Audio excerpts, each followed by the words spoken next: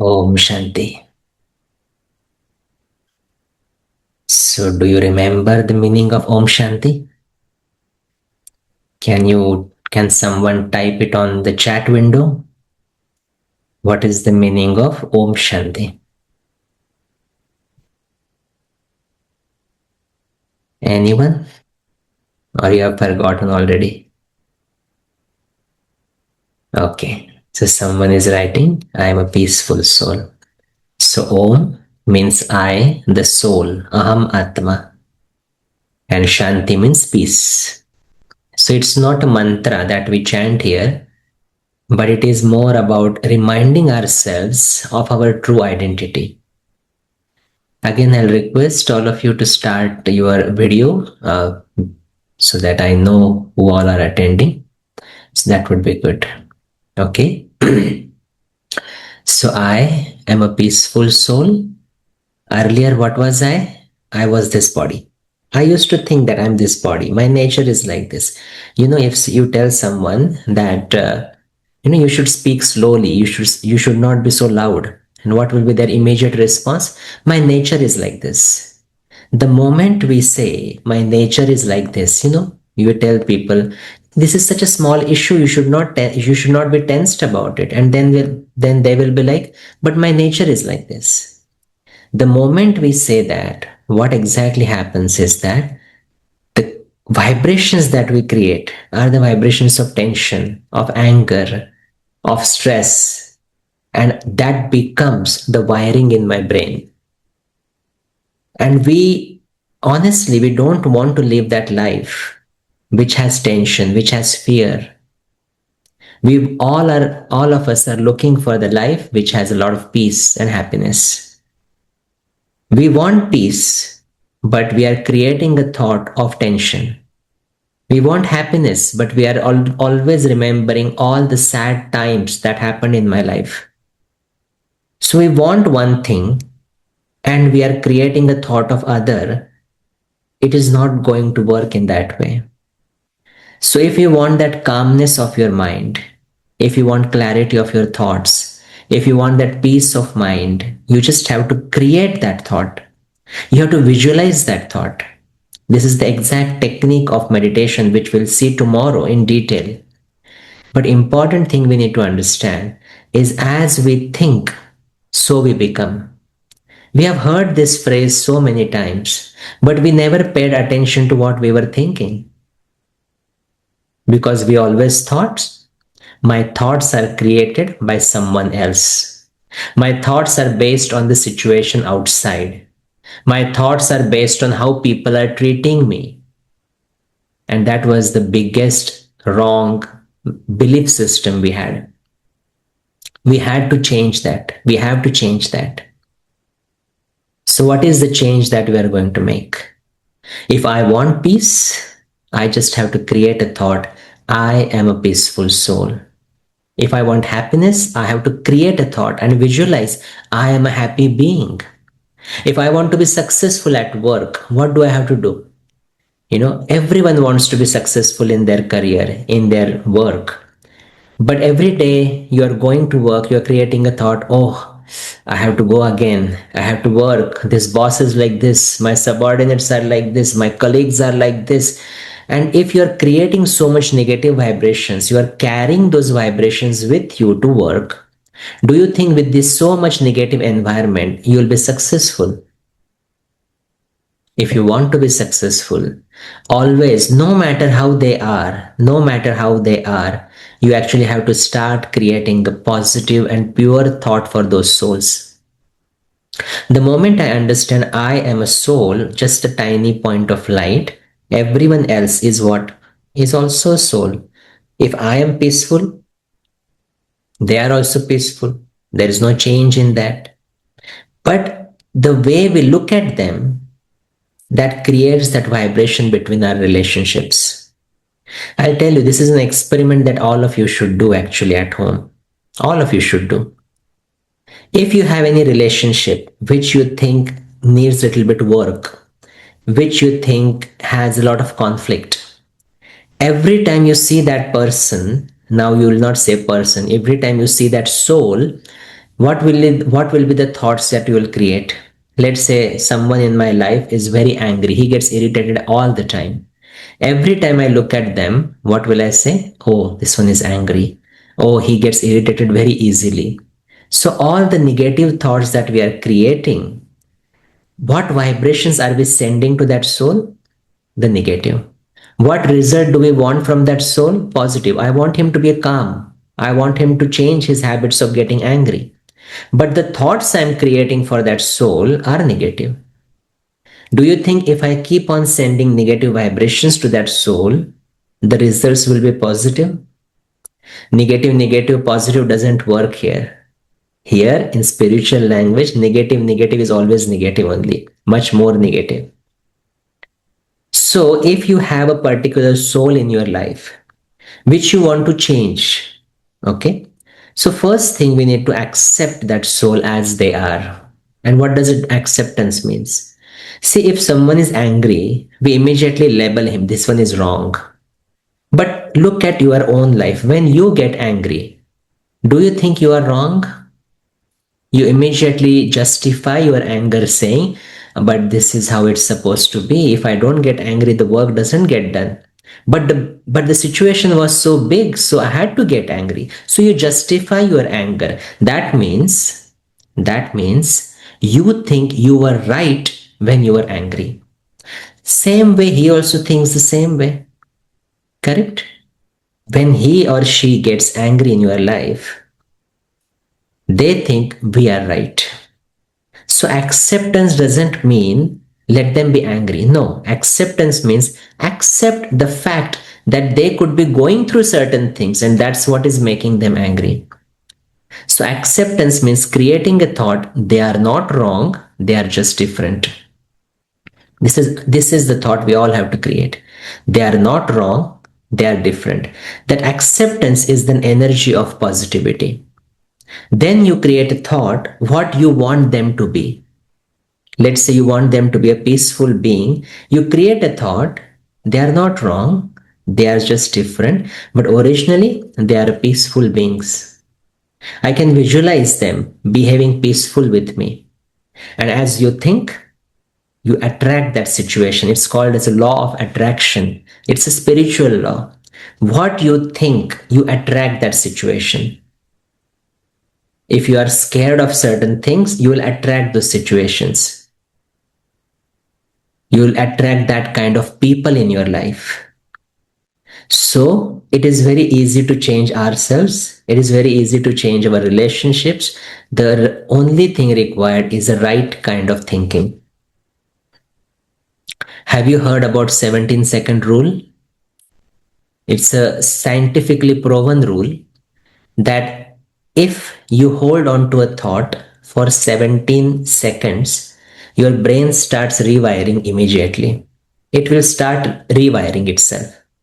Means it will start creating that habit in you. Earlier, I was looking at all the negativities in other person. Now I keep on creating a right kind of thought. They are not wrong.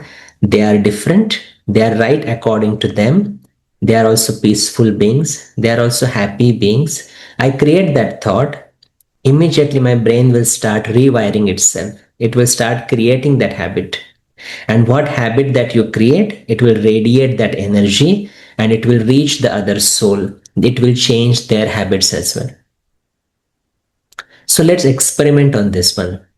Because spirituality is all about experiment. It's not just listening and chanting and praying to God. No, spirituality is very entertaining. It's very entertaining. And what is entertaining about it?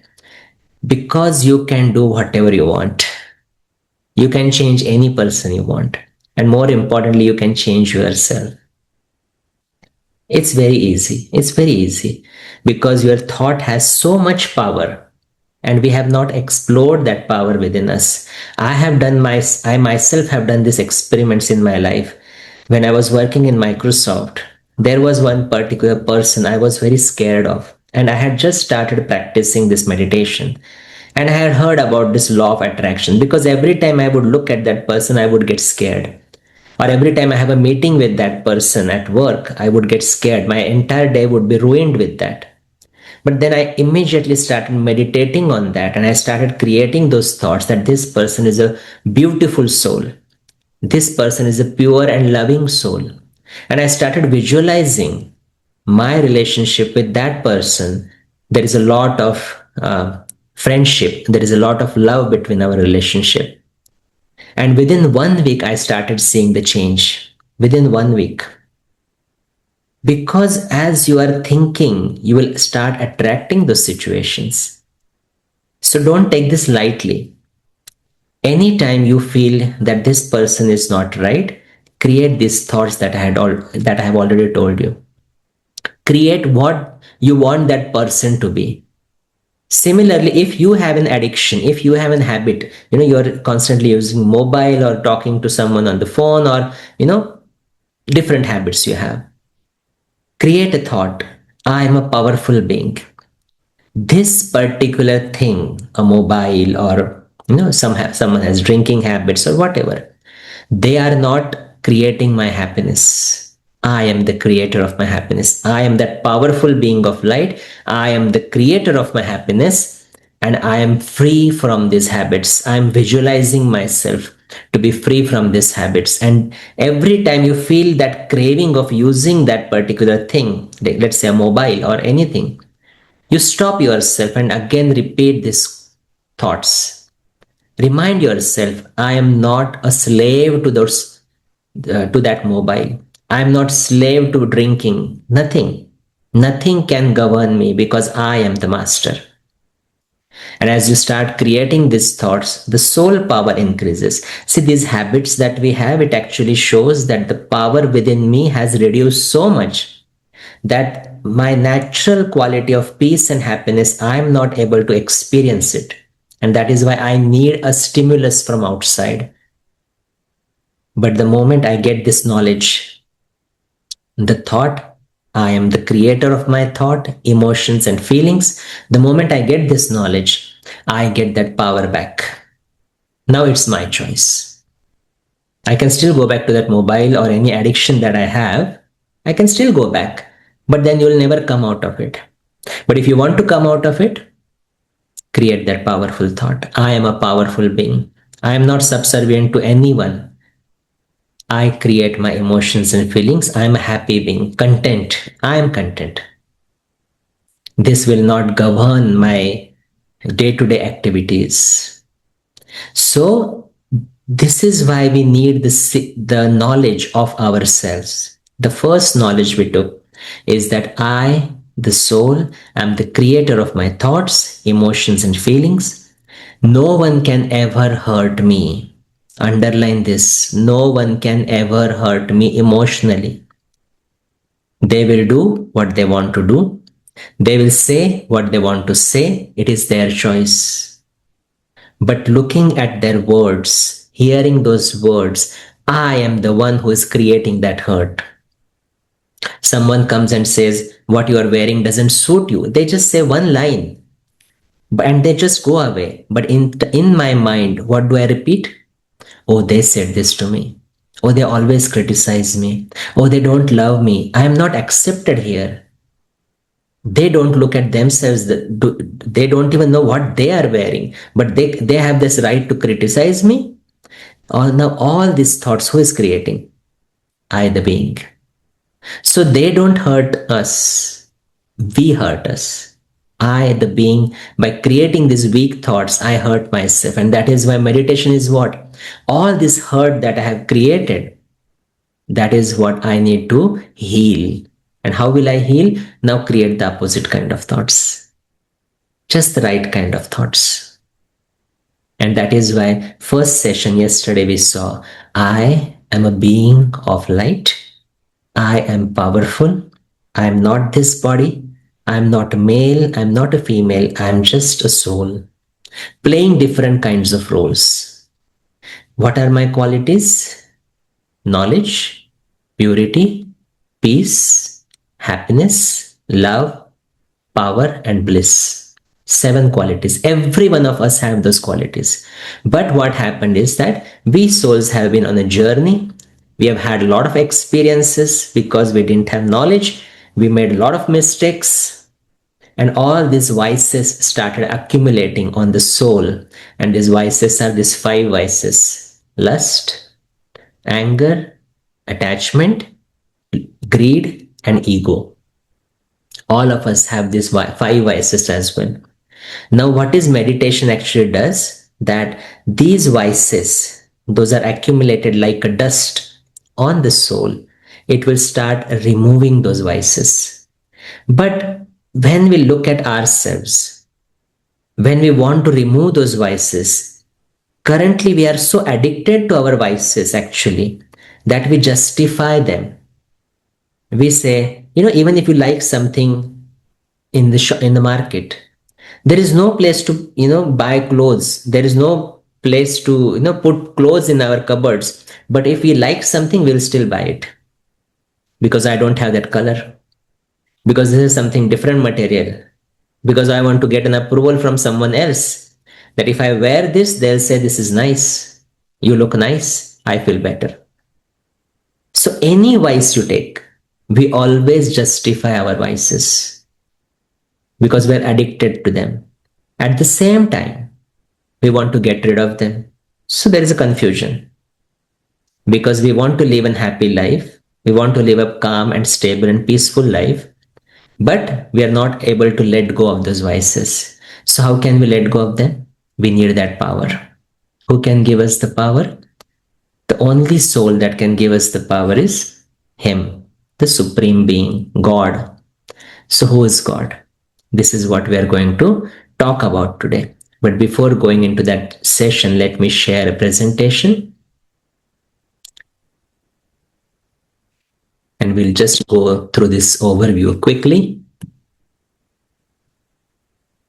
So we saw, I am the creator of my thoughts, emotions, and feelings. No one can cause me sorrow, hurt, and I create it. I create my happiness. I create my sorrow. This language has to change. First thing, this language has to change. Never say, I got hurt because of you. I am sad because of you. No. This language, when it changes and I say, I am hurt because of my own thoughts, then only you will change it. Otherwise, you won't change it. And that is why this mantra I have to remember. Om Shanti. Om, I the soul. Shanti means peace. I am a peaceful soul. When you go into a relationship, I am a loveful soul. I am not here to beg love. I am here to give love. That is a natural quality of the soul. And the moment you start giving love, you start getting it back. You start getting it back. Okay? So be what you want. So, you create a thought of what you want to be. Simple. You want to be happy? Create a thought. I am a happy being. Don't create a thought, oh, but this situation is in my life. Oh, but this problem is in my life. If you keep on creating those thoughts, those things will start growing, because that's a law of attraction. You are attracting what you think. Simple. It's as simple as that. And the effect of our thoughts has been actually tested, and scientifically experiment has been done. Scientific experiments have been done on water. You might have heard about this, or you have seen this on YouTube or somewhere. One scientist in Japan actually did an experiment on water crystals, the power of thoughts. So what he did was he filled some bottles with water and he labeled them with positive and negative thoughts. He froze them, and then under the high resolution microscope, he actually observed those crystals. What he observed are the results what you are seeing on the screen. So when the thoughts are positive, thank you is there, wisdom is there, truth is there, or love is there, crystals were formed very beautifully. But if the thoughts are evil, if the thoughts are something like, you are fool or you make mistake, the crystals could not form. What it indicated, what was his conclusion, is that every thought we are creating has an effect on our environment. It has an effect on the water, it has effect on food, it has effect in our homes, it has effect on our relationship. Every thought we create. And what is the percentage of water in our body? That we all know. And what kind of thoughts we are creating? That also we all know. And so we are keep on complaining, right? If I do this something and immediately I get sick. These days we are living a life of stress. These days we are living a life of tension. But why? Because we have forgotten ourselves. Because we are blaming someone else for our tension, for our stress. And the moment we start creating those thoughts, it is affecting entire body. And that is why it is said mind over matter. Most of our diseases is because we are not thinking in the right way. We had a doctor doing this course long time ago. So we asked her, how much is the percentage of this psychosomatic diseases, means which are related with psyche, the mind. And they said it is more than 50%. More than 50%.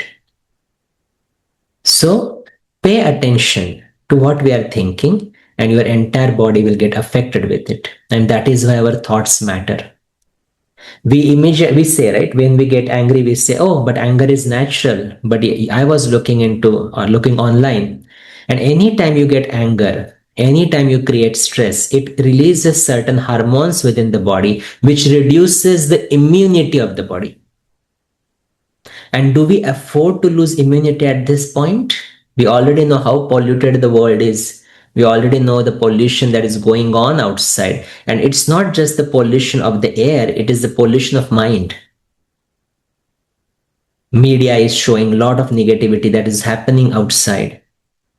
And we consume that negativity. Morning we wake up, we open the newspaper. What kind of news do we read? See, when we wake up, our mind is very fresh actually. But when we start reading those news, what kind of information we are putting onto the mind is negative. And then throughout the day, I want to think positive. That's not going to work. So one practice you can all do from tomorrow, when we wake up, at least for 2 hours, don't read any newspaper or don't look at any news. That is why at Brahma Kumaris, we have this very good schedule that we follow, that when we wake up, first thing we do is meditation. We create those positive and powerful thoughts. That is the foundation of our day. And so throughout the day, when my mind is charged in the morning, throughout the day, it is very easy for us to create right kind of thoughts, to look at the situation in a different angle. Because it not only helps us think in the right way, it also helps us to cure our diseases as well. So, our thoughts is our creation, and what kind of thoughts we create will affect the water intake, the food, the atmosphere of the home, and also our relationships. Have you ever observed that when you go to certain person's home, you feel very peaceful, and when you go to certain person's home, you feel very disturbed sometimes. You feel like running away from that place. What exactly happens? The people who are living in that particular place, their thoughts are creating that vibration, which is actually affecting the atmosphere of that home. There is a colony, there is a big colony, a lot of people, a lot of flats are there, apartments are there. Every home's vibration is different. But within that colony, there is a small prayer room, a prayer room or a meditation room or a temple. What will be the vibrations of that room? The same souls are going there, right? Same souls are going there who are living in that colony. Their vibrations at their home are different. But when the moment they enter that place of prayer, what will be the thought they'll create? Once I come here, everything is going to be right. Once I come here, I feel peaceful. So the moment they enter that place, they are creating those right kind of thoughts, which is changing the vibration of that place. Now just think for a moment. Living at our place, living in our home, can we not create the same kind of thoughts? Can we or can we not? So when we can create the thoughts which are positive, which are pure, when you start meditating at your place, your homes will start becoming like temples. बोलते हैं ना, घर को मंदिर बनाओ. So what does it mean? Make your homes temples just with the power of thoughts. Because your home is also absorbing those atmosphere, those vibrations. So pay attention. I am a powerful soul. I'm a peaceful soul. I'm a loveful soul. I'm a happy soul. I create those thoughts and I start radiating those vibrations. So the first step of meditation is nothing but being aware of what we are. And that is what it is called as being conscious of what you are. And I am a soul. So there comes soul consciousness. So the first step of meditation is soul consciousness. Reminding yourselves who you are. Earlier we were thinking that I am the body. And that is why we were body conscious. What happens when I think that I am the body?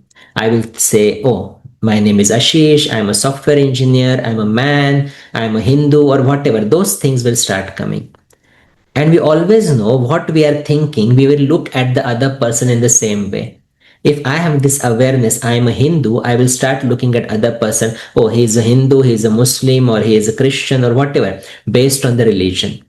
If I have the awareness I am a man, I will start looking at others as, oh, this one is a man, this one is a woman.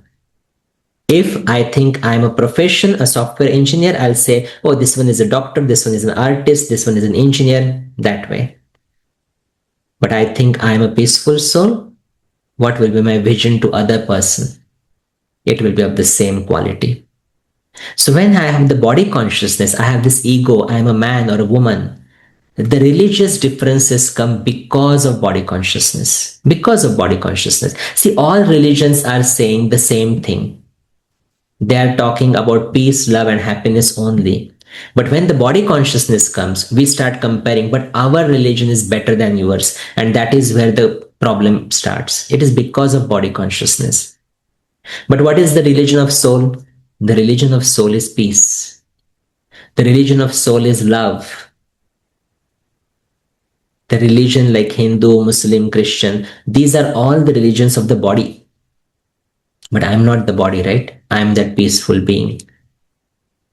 When we think about body, we start getting sad that I'm fat, I'm thin, I'm dark, I'm fair, all those things. And the biggest issue that happens when I start thinking that I am the body is fear of death. I will die sometimes. One gray hair, and my mood changes immediately. I'm getting old.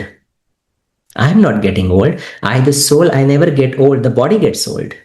My car is getting old. That's it. But driver is perfect. Nothing happens to the driver. And that is why body consciousness is, whenever I have a sorrow, whenever I feel sad, there is a body consciousness involved. There is an expectation involved. And this is why we need to shift that consciousness to my true identity. I am not the body. I am the master of the body, the soul.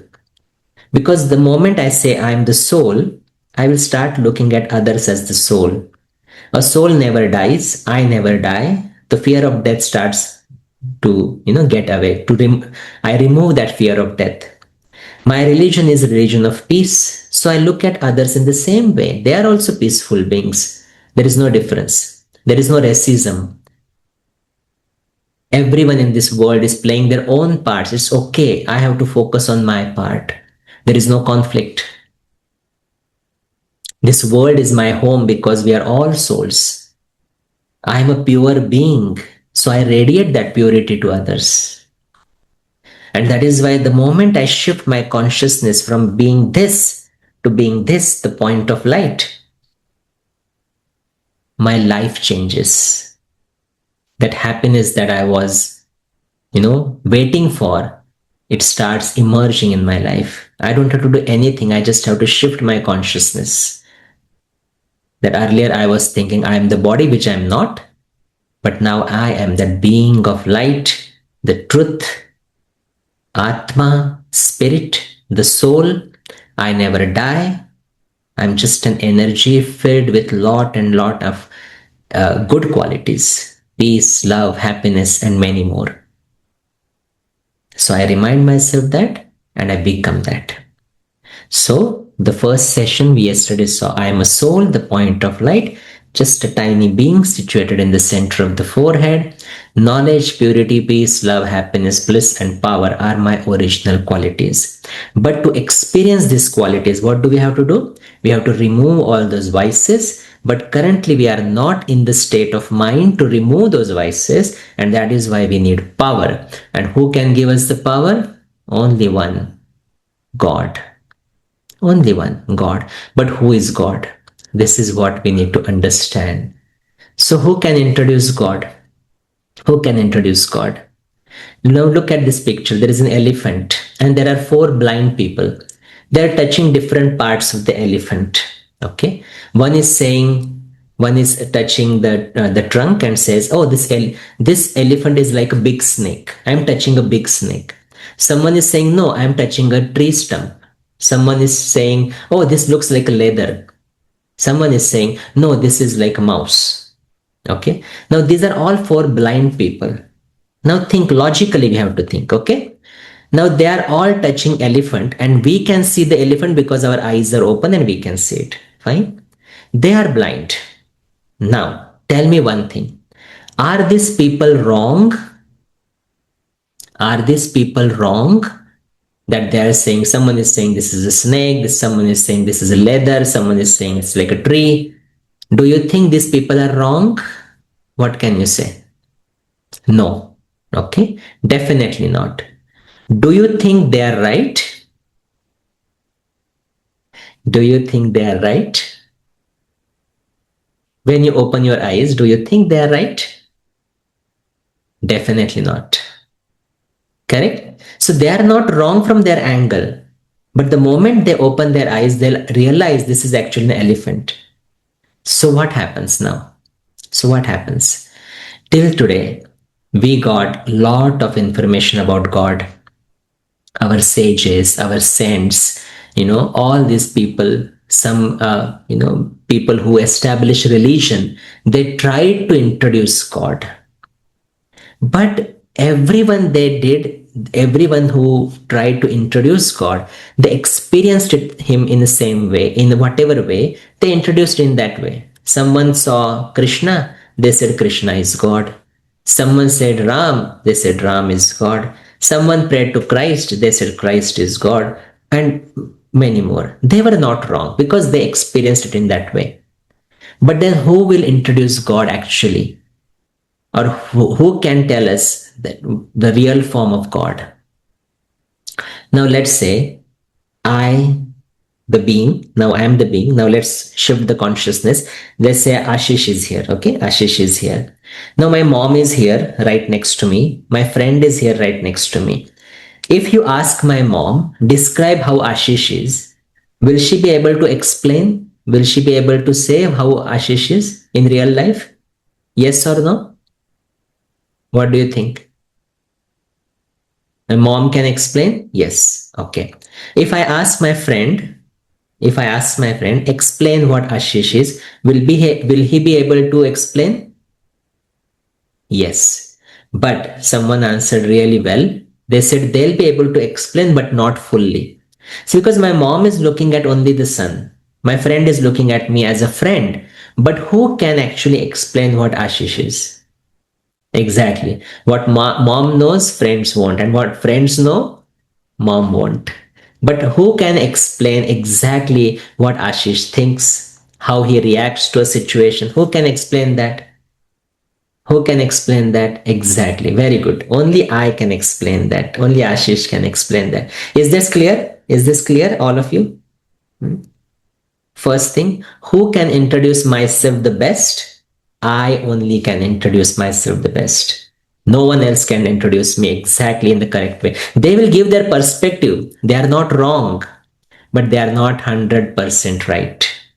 So who can introduce me the best? Only me. No one can introduce me the best more than me, because I know I live with myself 24/7.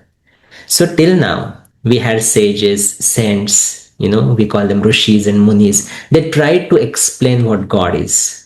Okay, the way they experienced it, they explained God. They were not wrong, but they were not 100%.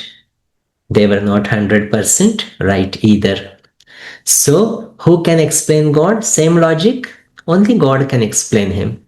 Only God can introduce him. No one else has this capacity to introduce God. And that is why yesterday also we said God has arrived on this earth. We have seen in the scriptures many times that when this, yada yada hi dharmasya, in Hindu scripture, it has been written that when there is then major time of the transformation, when the chaos begins, God has to come onto this earth, and He has come, and He is the one who is giving this knowledge, and He is the one who is introducing Himself. We are just the medium here. We are just conveying his message, but we know what he has said. And this is why when he gives his introduction, it is very easy. It's very simple, actually. We have gone into many scriptures and shlokas and verses and all those things to explain or to introduce him, to know him. But when he says who he is, when he introduces himself, it's very simple. It's just one line.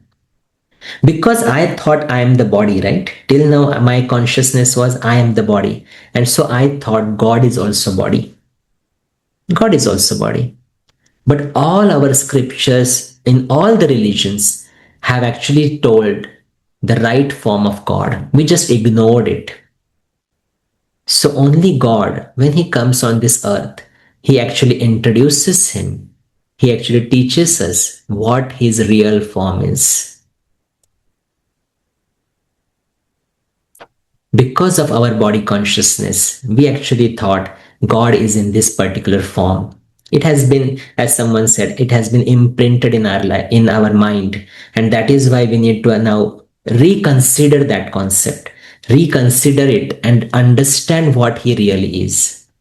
So let's think about it in a logical way now. God, most of the times, is called God the Father, Supreme Soul, Supreme Father, Supreme Light. Different names He's been called.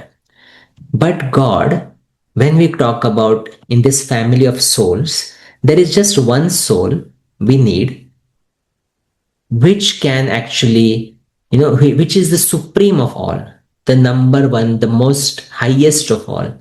And when we say supreme soul, it is supreme plus soul. So God is often called as Supreme Soul. Supreme, the highest, the purest. But what is He? He is also soul. Just like I am a being, a soul, He is also a soul. So what will be His form? What will be His form? If I, the soul, look like a point of light, God, what will be His form? He is also Supreme Soul. So He will also be in the which form? Just the point of light, just an energy. That's it. So you call Him God, you call Him Supreme Soul, doesn't matter. He is actually just a tiny point of light, just an energy. 1 second. And that is why the picture that you see here, just a tiny point of light, that is the real form of God. It is called as Supreme Soul. Till now, we were thinking I am the body. So we treated God into the form of body. Some said, Muhammad is this one, or Christ is this one, or Shankar is this one, or Ganesha is this one.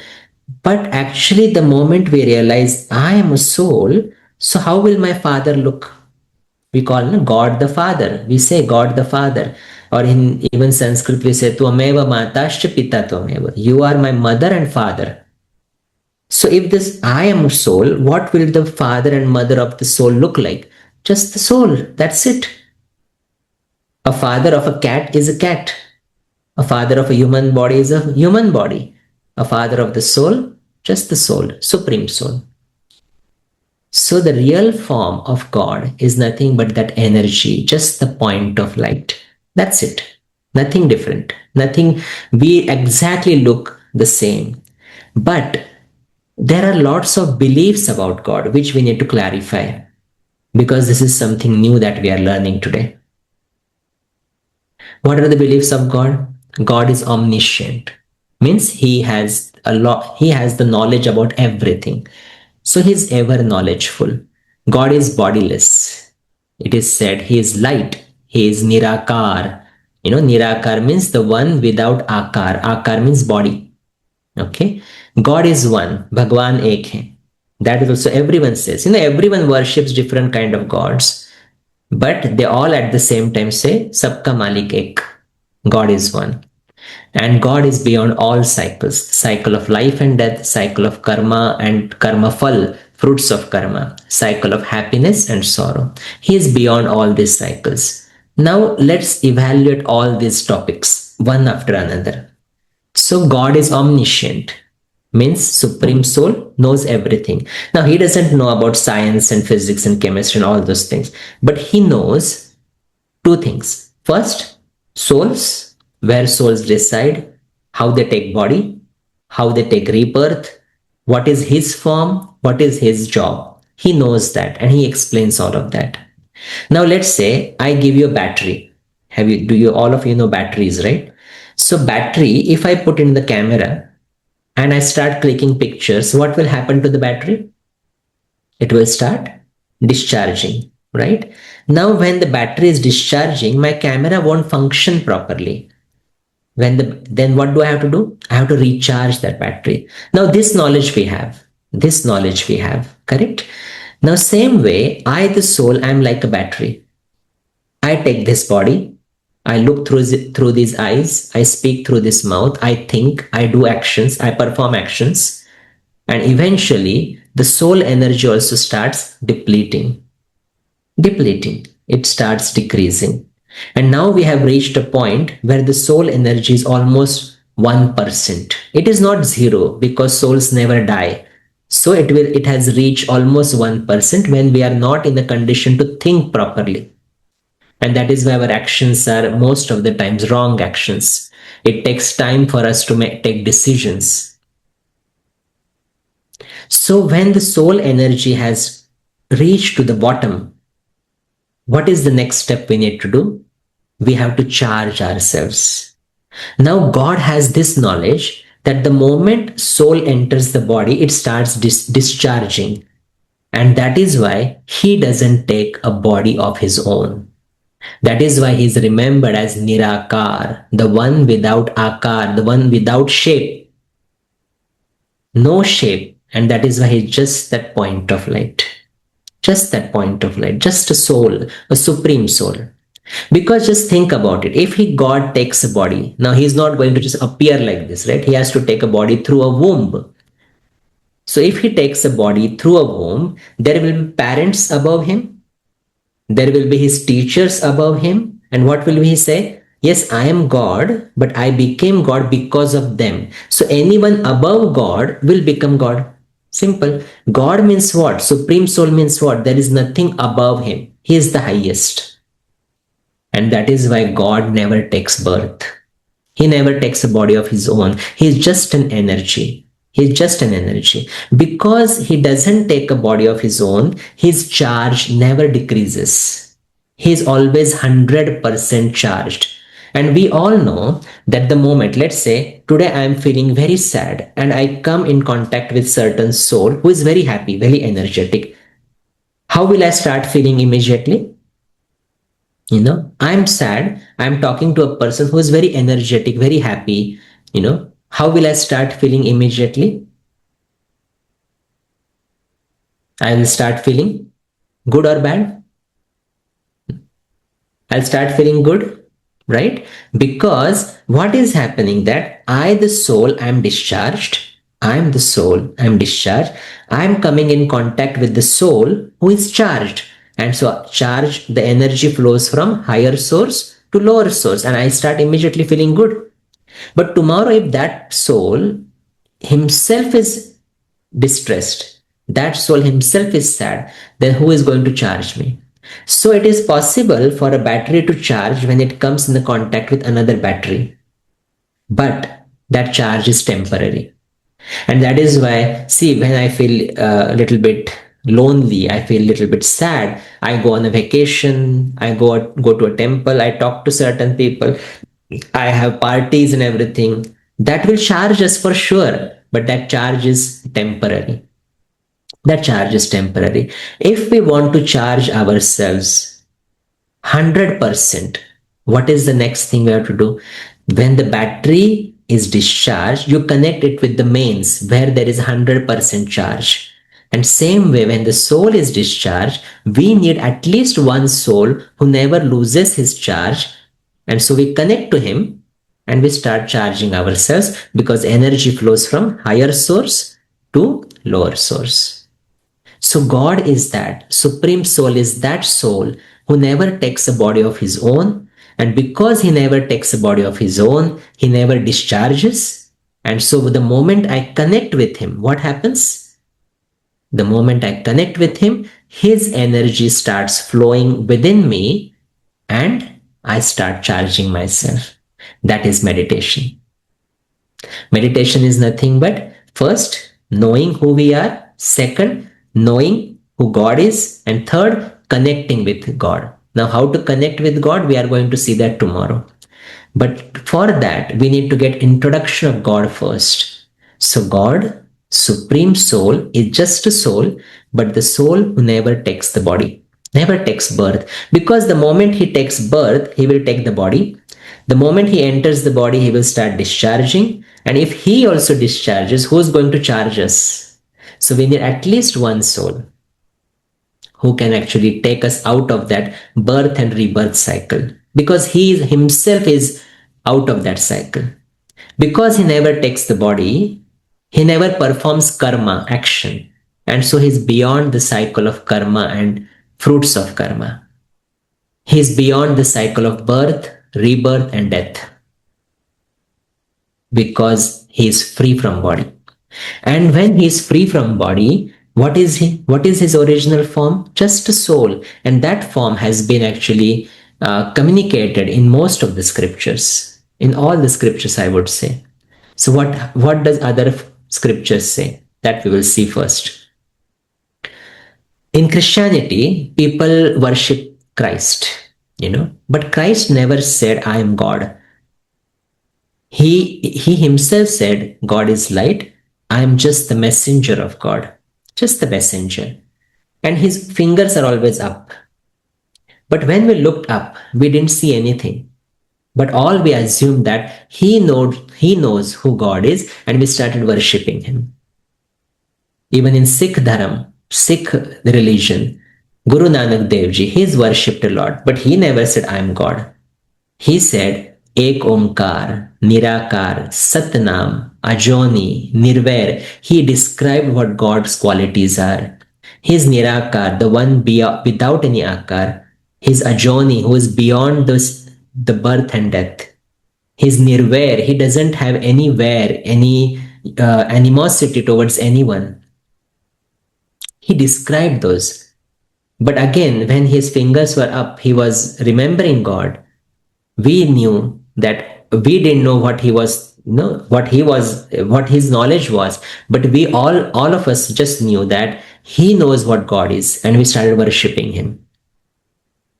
Similarly, in Hindu religion, if we think about it, the most ancient temples are the temples of Shivaling. Shivaling.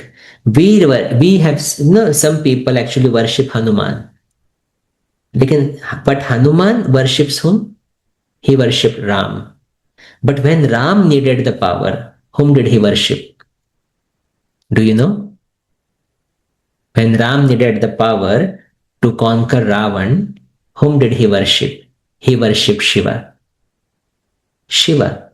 And that is why there is a temple called as Rameshwar. Rameshwar means Ram ka bhi jo Ishwar, God of Rama, someone above Ram. In north, there is a temple which is called as Gopeshwar, and it is believed that Krishna worshipped Shiva when he needed powers. There is a temple called as Gopeshwar there. So there is someone above Krishna, which is that Nirakar, that point of light. So even in Hinduism also, the oldest temples are the temples of that Nirakar, the one who is bodiless, the one who is incorporeal. Corporeal, corpus means body. The one who is incorporeal means one without the body.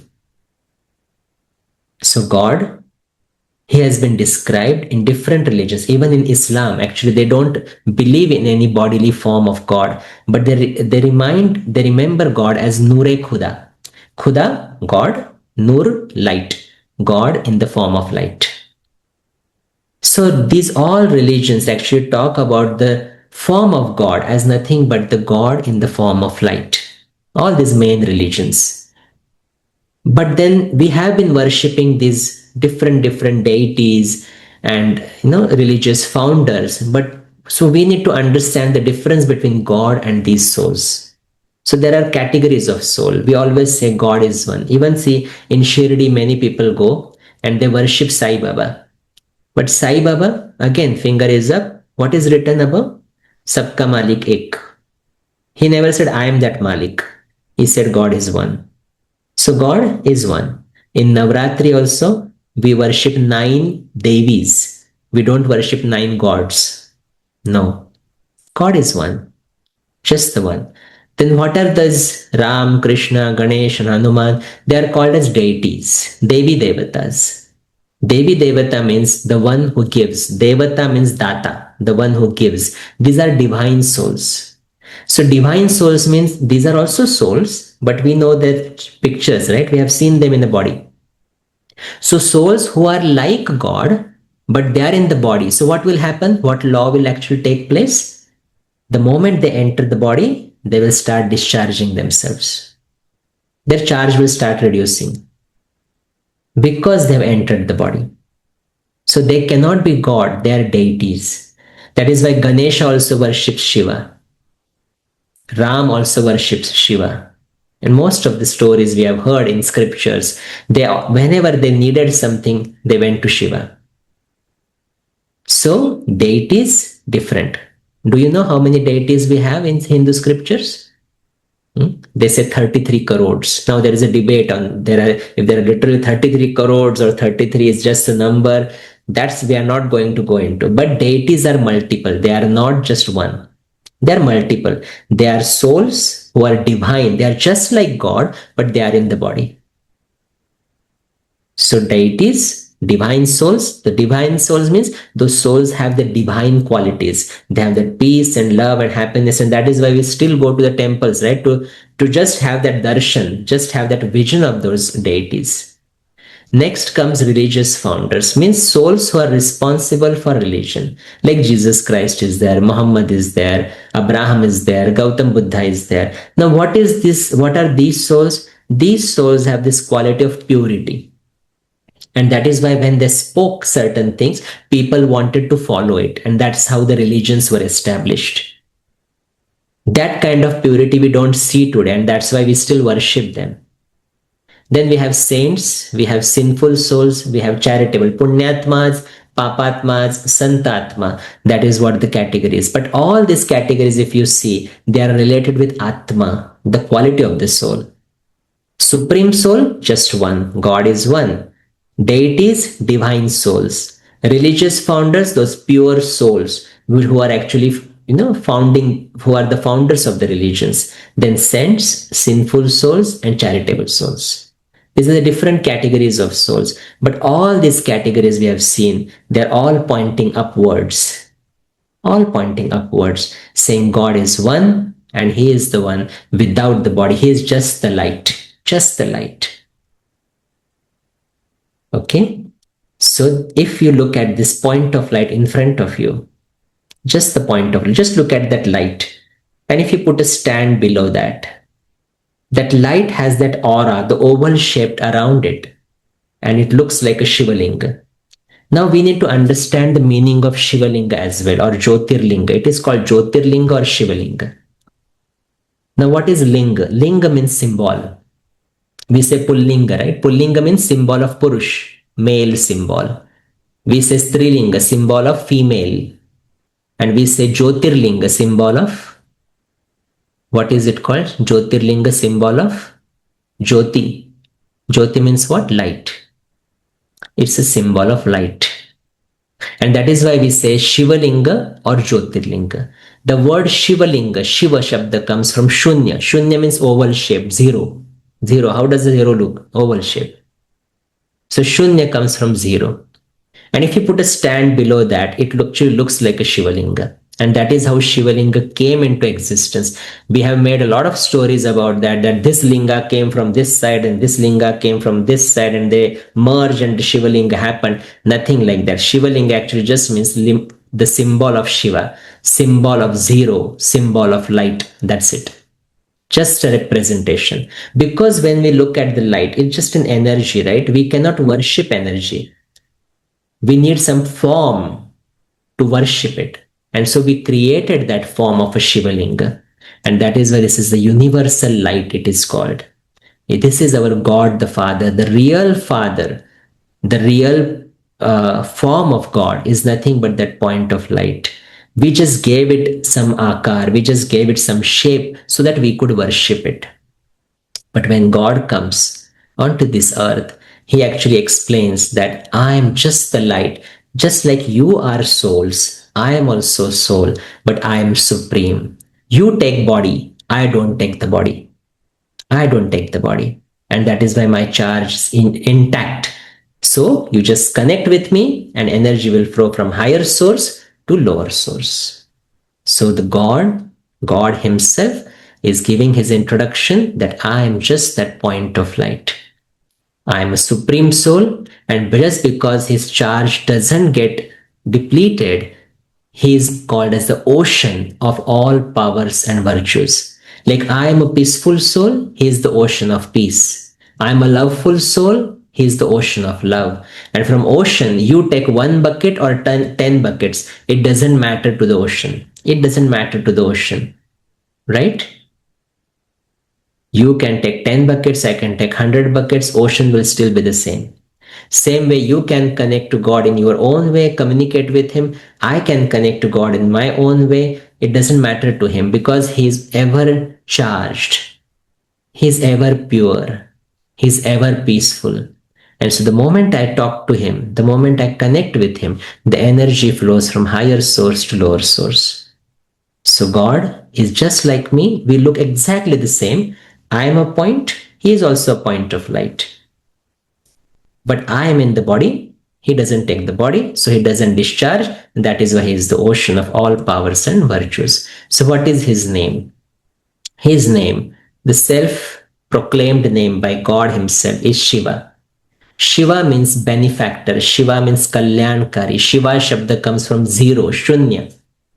You know, in this vyapar, in businesses, earlier they used to put zero, and every time they will put zero, they will say Shiva, Shiva, Shiva, because Shiva Shabda comes from Shunya.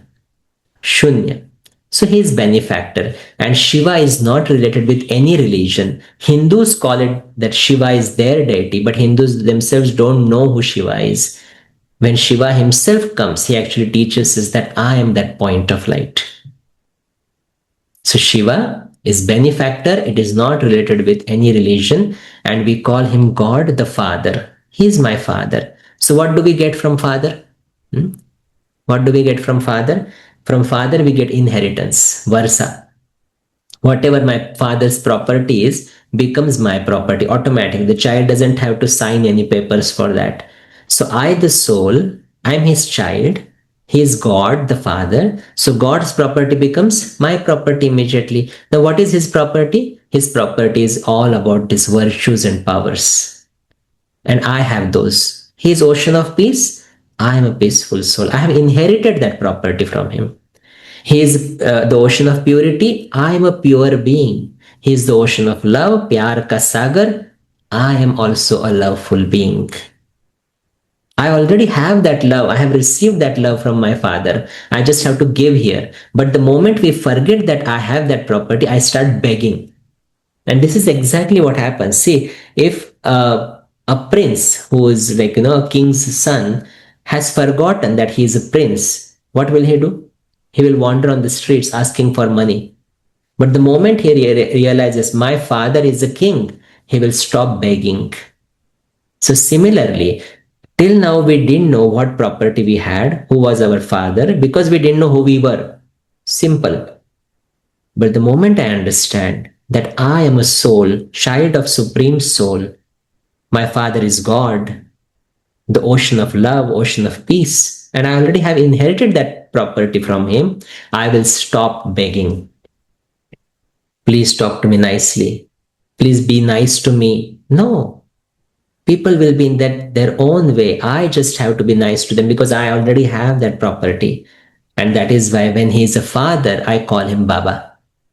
Baba is a Hindi word actually, which means father. So instead of saying God the Father, I call him Shiv Baba. So Shiv Baba is not any human being. There is no Baba like Dadiwala and bearded man here. But Shiv Baba actually means the Father, just that point of light. God, Supreme Soul, is nothing but my Father, Shiv Baba, just an energy. Just an energy, point of light. So what picture that you are seeing in front of you is what Brahma Kumaris call Baba. So Baba means father, God, the father. His name is Shiva, and that is why we call him Shiv Baba. Okay. But in Hindu religion, because we need to get these concepts clear, Hindu religion actually mixes Shiva with Shankar, and they say Shiva Shankar. Shiva Shankar. In stories, in scriptures, everywhere this mixed charity.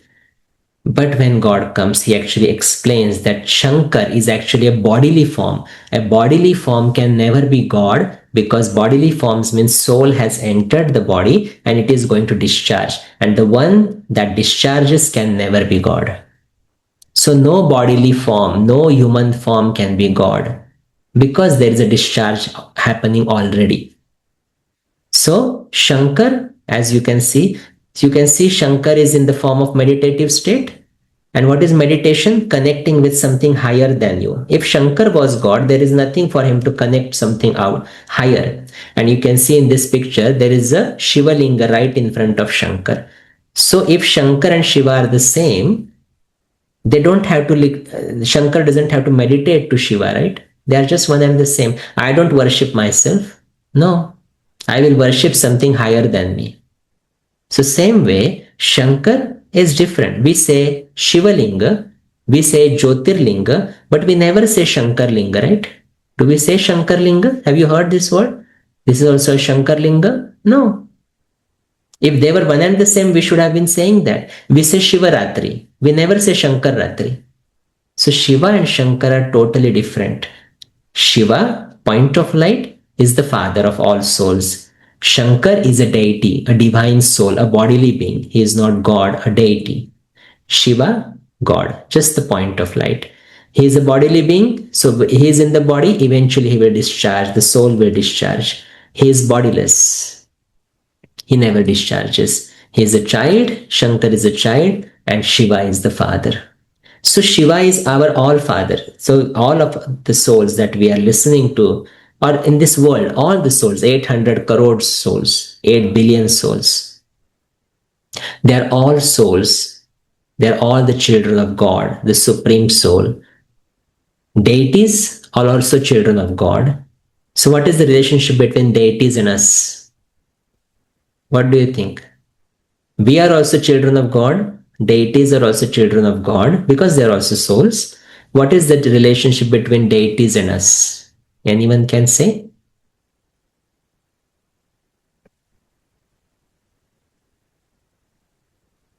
No idea?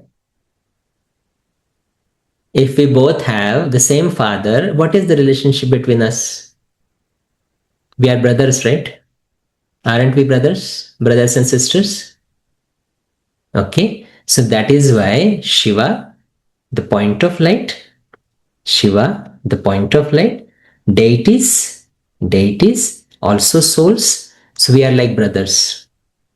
So if our brothers have achieved that status, if they became like their father, we also can become like father. So Shiva is nothing but our Father, the point of light. The moment I remember Him, the energy starts flowing from higher source to lower source, and eventually we start becoming like Him. And that is meditation. Meditation is nothing but achieving our perfect state of mind, which deities have achieved. Which deities have achieved. Okay, so Shiva is different, Shankar is different. That is the thing that we need to understand. But now the last topic that remains for today. In this table, we have seen I am the soul, my father is Supreme Soul, Shiva, the benefactor. Our forms are exactly the same, point of light. Location, when I am in this body, I am in the center of the forehead. And qualities, knowledge, purity, peace, love, these are my qualities. Shiva Baba, he is the ocean of all virtues, all qualities. And so he never gets discharged. I can connect with him and I can charge myself. Now, the only thing that is remaining is, where does God live? Where does God live? So, what do you think? Is he omnipresent? Is he everywhere? Is he within you and me? Or is he in the nature? Where do you think he is? Because there is again a misconception about where does God live. Most of the times when we ask this question, immediate answer is he's omnipresent, he's everywhere. Now, God, again logically we are thinking this, God is ocean of peace or God is ocean of anger. What is the right thing? Is he ocean of peace or ocean of anger? Is he ocean of love or is he ocean of hatred? What do you think? Ocean of peace or ocean of anger? One or two? Ocean of peace. Ocean of love, ocean of hatred, one or two? One, ocean of love. Now just think logically. If God, ocean of peace, is everywhere, everywhere, how will this world be? How will this world be? Peace is everywhere. This world will be a peaceful world. Is this world peaceful right now? Do you think? No. If ocean of love is within you and me, will there be any chance, will there be any moment when we will feel sad or bad about anyone? If ocean of love is within you and me, what will be my state of mind? What will be my state of mind? I will be loveful to everyone. Am I loveful to everyone? Is my condition right now like that? Am I loveful to everyone? No, I get angry. I feel hatred sometimes. So ocean of love, God himself, cannot be within me. Ocean of peace cannot be everywhere, because if he is everywhere, the world would have been peaceful. If he is within you and me, I will feel peaceful all the time. There is not a single moment when I'll get stressed, I'll get tensed. Not a single moment. If he is in nature, many say no, God is in nature. Then do you think sometimes a tsunami happens, some storms happen, this nature is creating havoc at this moment, which is killing lots and lots of people? God will do that? Will one father kill so many of his children? Possible or not possible? Possible or not possible? Will God select? Exactly. It's not possible. God cannot kill anyone.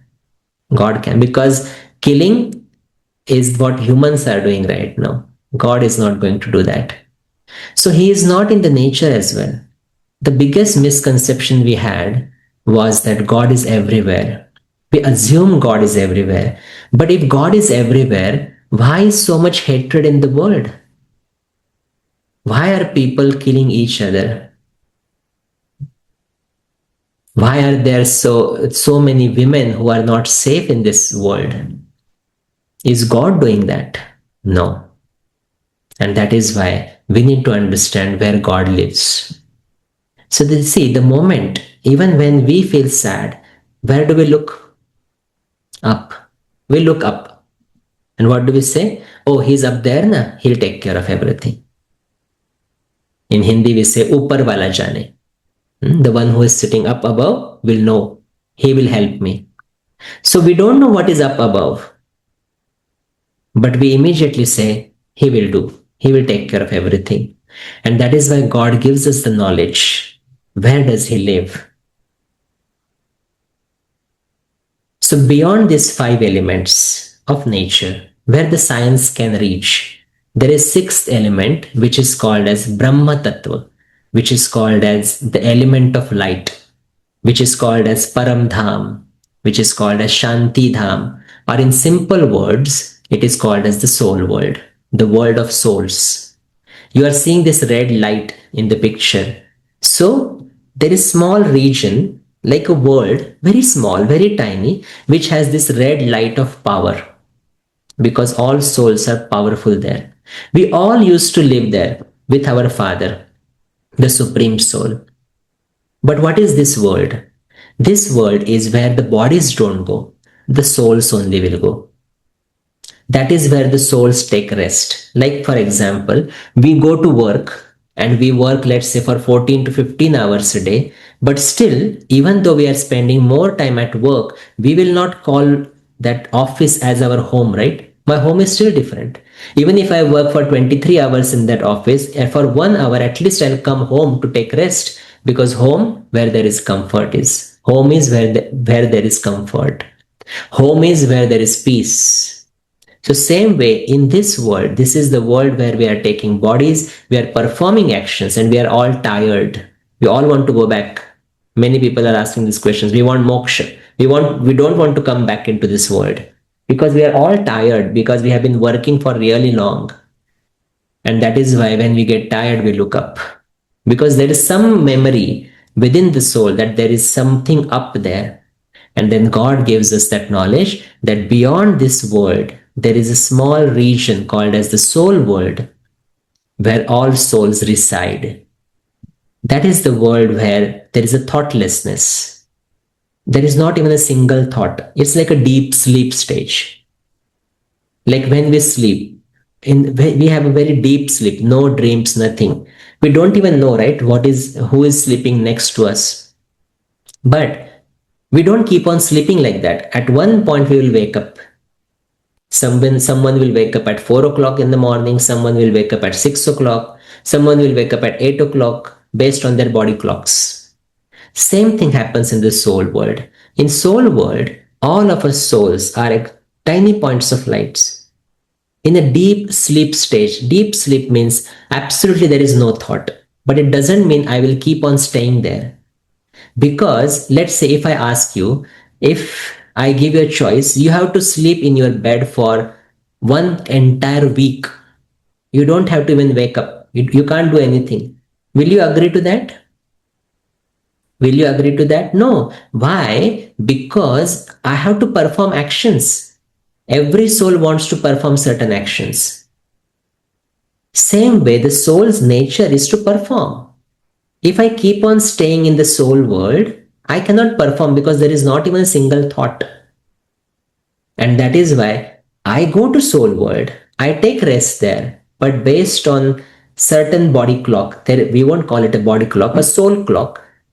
We will create a thought, and the moment we create a thought, we come from soul world to this world. And that is why, see, souls cannot be created, but why is the population increasing? That means they have to be at some place, right? And then once they come onto this world, the population starts increasing. And that is why Shiv Baba gives us that knowledge that we all live in this soul world. Shiv Baba is still there right now. Shiva is still there right now. Most of the souls have come down. Most of the souls are performing their parts. But the time will come when we will all go back to our world, the world of souls. So this soul world is beyond these five elements. It's an element of light where there is absolute peace because body is not there. So sound is not there. And sound is not there. That's why it's called nirvana. Have you heard this word nirvana? It is called as nirvana. Nirvana means the one beyond vani, one beyond sound. Vani means sound. So it is a silence home, it's nirvana, it's mukti dham, it's the world of peace, it's called param dham. Param dham means where the param atma lives, the supreme soul lives. So these words we have heard, but we didn't know exactly what it was. So beyond these five elements, there is the sixth element of light, which is called as soul words, where we all souls used to reside, but we wanted to perform actions. So we came to this earth, we took the body, we started performing actions, and as we started performing actions, we started discharging. And when we discharge, there is a sorrow. When there is a sorrow, we remember God. And when we remember God, we start charging ourselves with God's energy. So this detailed work of exactly where we live, when do we come down, we'll see on the last session. But most important thing we need to understand, God is not everywhere. He's just up above. Like for example, see, you have seen the solar system, right? Sun is everywhere or sun is at the center of the solar system. What would we say? Is he everywhere? Is sun everywhere or just the center of the solar system? He's at the center. But can I experience him in the mornings?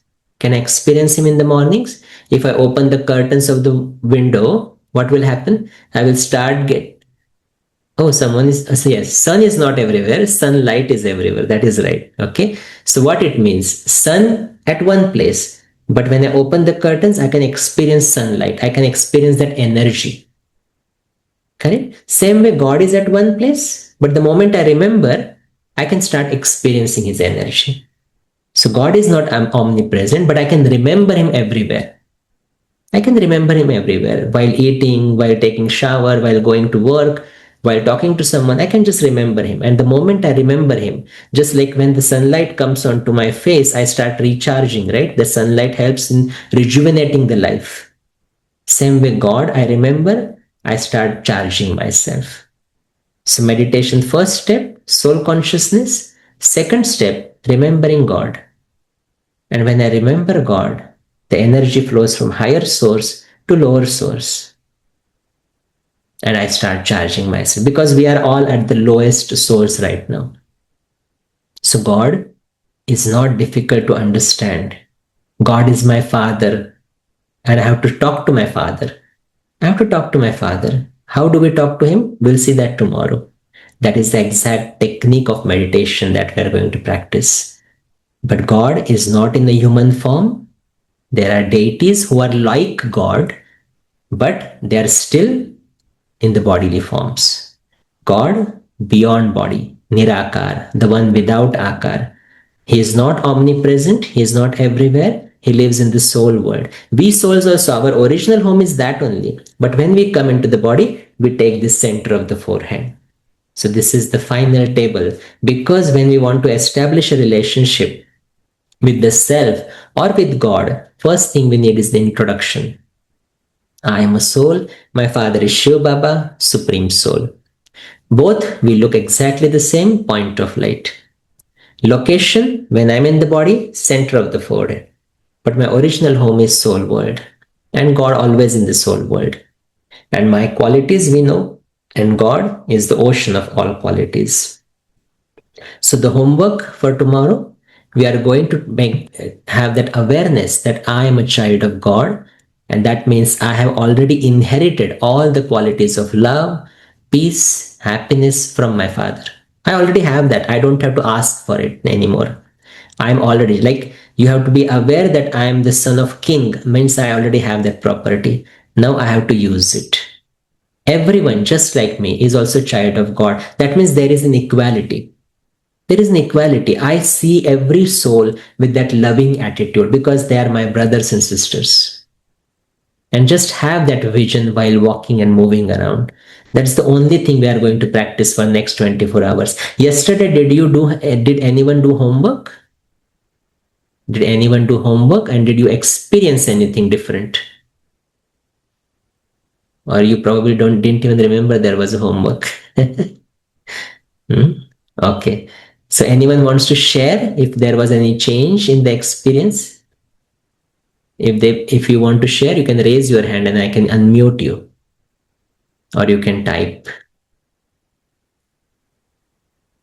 Okay, there was peace. Okay, someone is saying there was peace. Acha.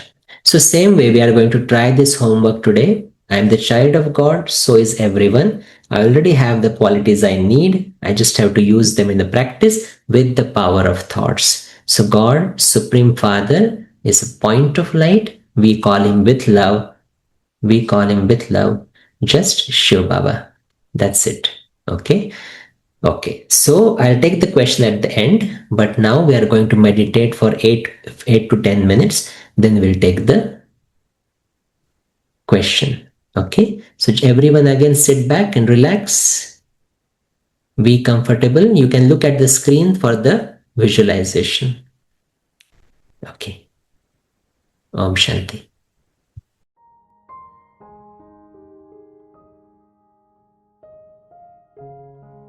Relax your body and detach yourself from the outside world.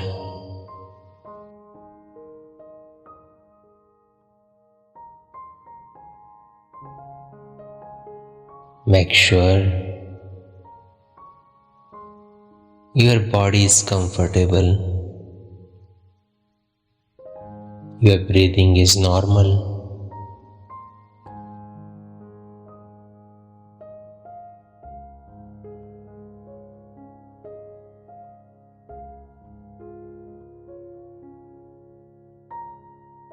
And in this relaxed position, create a thought. I am a being of light. I am a peaceful soul.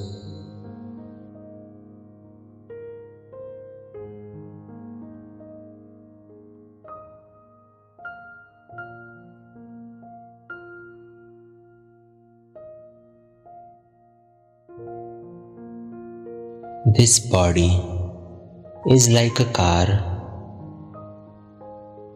and I am a driver.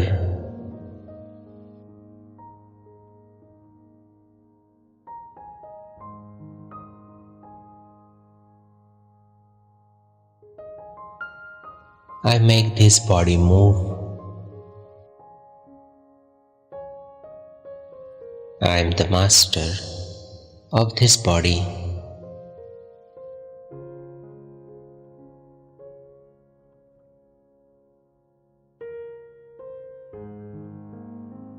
I am immortal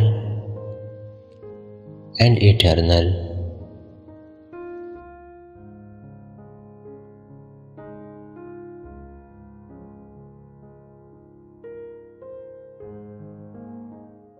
I create my thoughts, emotions, and feelings.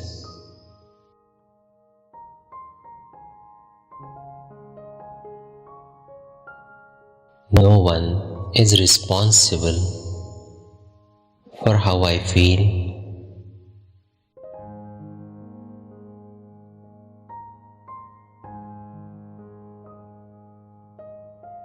No one is responsible for my happiness and sorrow. I choose them.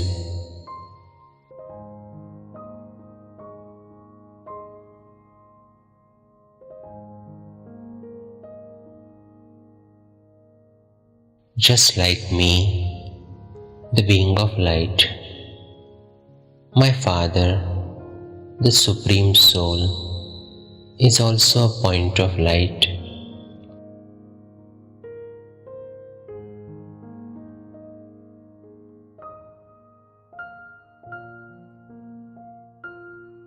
My Father is ocean of peace.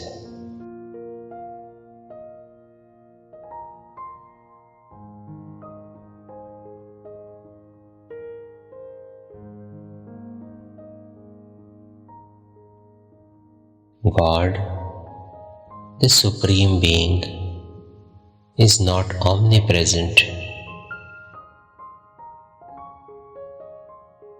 He is not everywhere.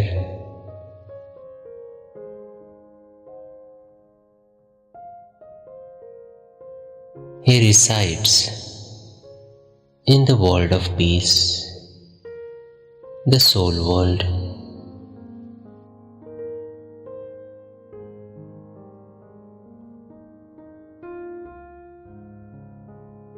He is the highest source of energy.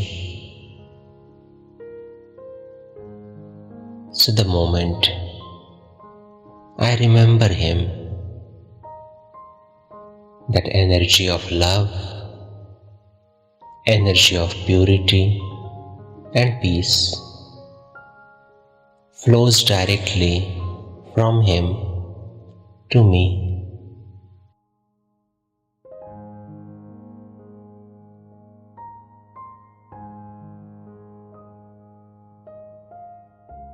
Visualize the Supreme Father, Shiv Baba, is radiating energy of love from the soul world onto me.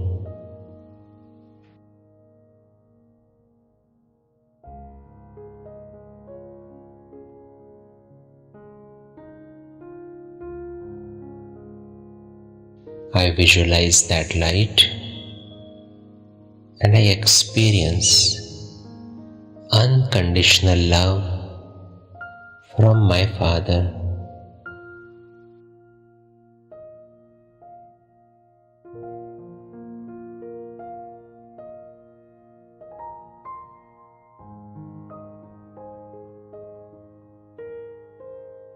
Shiv Baba, the Supreme Father that I have been looking for many births, is in front of me.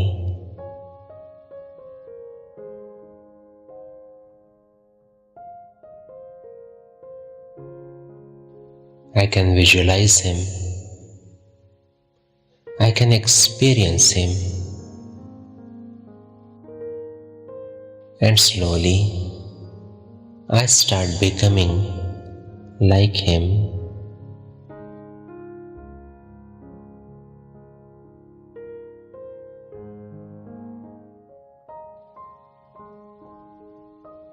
I am a pure being of light,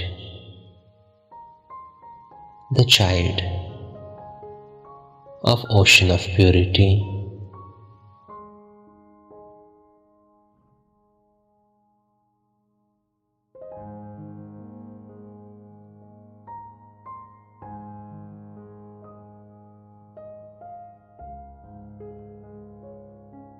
The light that I experience from my Father purifies me, fills me with peace, love, and happiness.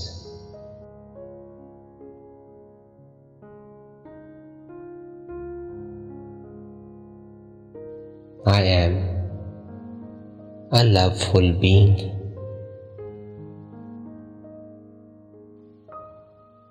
I am a happy being.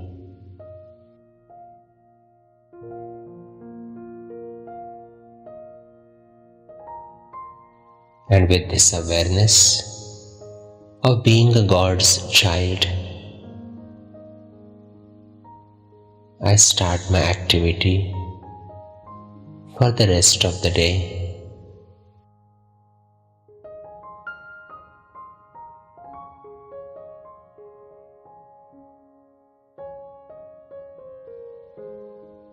I radiate peace, love, and happiness wherever I go.